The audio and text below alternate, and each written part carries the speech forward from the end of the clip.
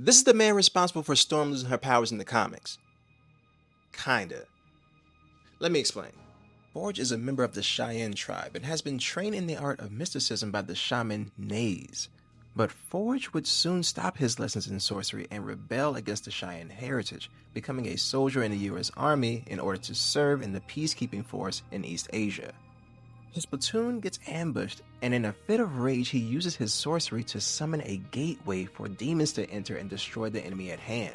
Now, this may be because he never finished his training, but Forge isn't able to contain the demonic horde and is forced to call in an airstrike over the area. This results in Forge losing both his right hand and leg. Soon after, he returns to the United States to heal. He sees this incident as his fault and decides to refrain from using his magical abilities. From this point, he leans on his mutant abilities in inventing and creates bionic prosthetics for himself. With Forge becoming well known for his incredible inventions and with Tony Stark no longer making weapons, the Department of Defense turns to him for weaponry. Forge creates a plethora of incredible tech for the government, but it's his invention of a device that neutralizes superhuman abilities that becomes his downfall. This device was created to combat the dire wraiths, an alien species that was invading Earth. Now, the focus of this weapon would change when Henry Gyrick and Dr. Valerie Cooper, two government officials part of an undercover commission to deal with the growing number of mutants titled Project Wide Awake, got involved. They decided to make some adjustments to Forge's device and test it out on Rogue, who at the time was framed for a crime she didn't commit. But Storm saves her fellow X-Men and takes the hit that ends up removing her powers completely.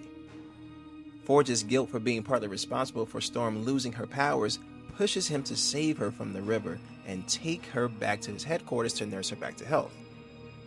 During this time, the two begin to develop a romantic relationship. This immediately gets shot down when Storm discovers Forge's role in her losing her powers. With a broken heart and broken trust, she leaves Forge furious. I think she does return, briefly with some of the X-Men to save Forge from the invading alien species, but lets him know that the anger towards him has not changed, at all. Forge does improve on the neutralizing device used against the dire wraiths and teams up with the Space Knight Rom. Big time enemy of the race. They hate him. Big time. They work together to stop them on Earth and send a gigantic neutralizer to their home planet, casting them all into a extra-dimensional limbo. Yeah. After, Forge destroys all of his neutralizing tech so that it won't be abused by Henry Gyrick or the government. Way later, Storm makes her way back to Forge's headquarters in another attempt to find him and to gain her powers back. While in search of Forge, she finds the shaman Naze, who is actually an evil entity known as the Adversary. He convinces Storm that Forge is on the path of evil and is using his sorcery to open another gateway for demons to pass through and destroy the Earth. After fighting through hordes of demons, and she's cutting through these demons, y'all. Storm without her powers is still her.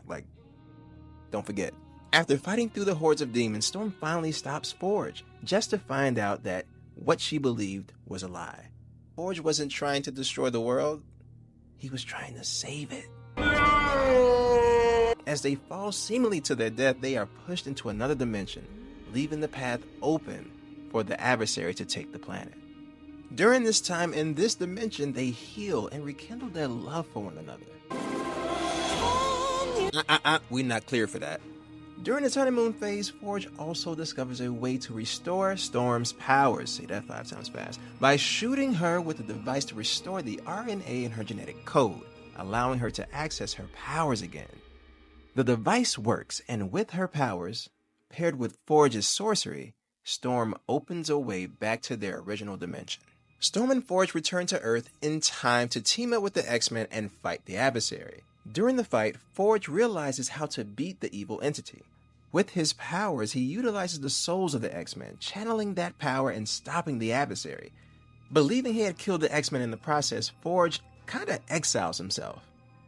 Unknowingly to him, at the time, Roma, the daughter of Merlin, the legendary sorcerer, brought the X-Men souls back and proclaimed them as the legendary X-Men.